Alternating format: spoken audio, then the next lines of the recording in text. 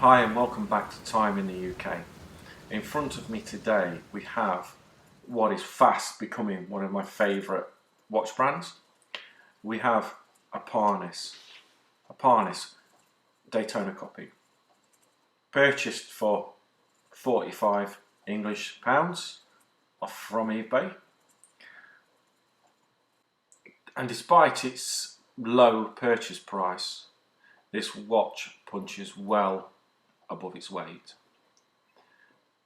It's quite simply a fantastic quality piece that I have no regrets buying and I enjoy wearing every day. This watch really benefits from a clear dial, clear face.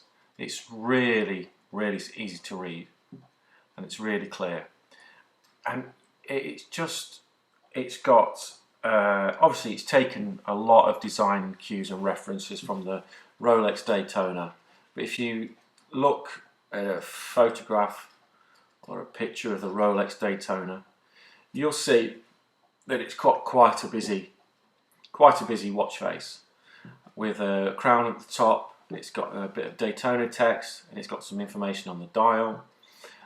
It's got 9 o'clock and 3 o'clock markers on the left and the right of the dial, and you can see that they've simplified the dial on this watch. They've taken away that crown logo. They've not placed a P for parnis there. They've just placed the triangular 12 o'clock marker and the parnis chronometer text just below the 12 o'clock marker. The text itself is a silver printed text, and the indices have got a lovely shine to them that really picks up the light. There's no real luminova evident on this watch. I've had it under a bright light and take it into a dark room, and there's the merest hint on one of the watch hands of a bit of luminova, but pretty poor.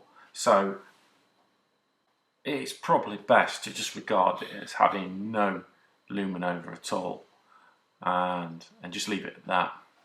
The subdials, the right hand side subdial is a 24-hour clock, so it shows the time of day in 24 hours. The bottom subdial is a second ticker, so it shows the seconds elapsing. And the left hand subdial is a 60-minute subdial, so it's got one revolution in 60 minutes. So that's the subdials. The watch bezel is very nice. It's very clearly printed. Well, as in the watch face itself is very clearly printed, with the hands meeting the numbers perfectly. And when the seconds tick, it lines up correctly with the seconds markers. So there's no misalignment or accuracy problems there. The bezel is a black ceramic bezel with white printing on. And the printing itself is very neat and very precise and very sharp. It looks fantastic. And, you know, it's very striking just how clear and well made the watch is. The crown doesn't screw down. However, the pushers, the top and bottom pushers, the pusher starts your second hand ticking around and starts the chronometer off. The bottom pusher zeroes it, but they are screw down. The movement is a Seiko Mecha Quartz movement, and the case diameter of the watch itself are 39mm bezel width, 48mm tip of the lug to tip of the lug, 12mm depth, and a 31mm dial diameter.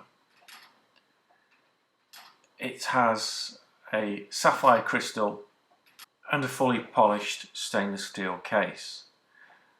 The overall quality of the piece is superb, and I can't find any flaws at all on the watch itself. Obviously the only thing that I could say that could improve the watch would be the addition of a screw down crown. But all in all, I recommend you pick one up.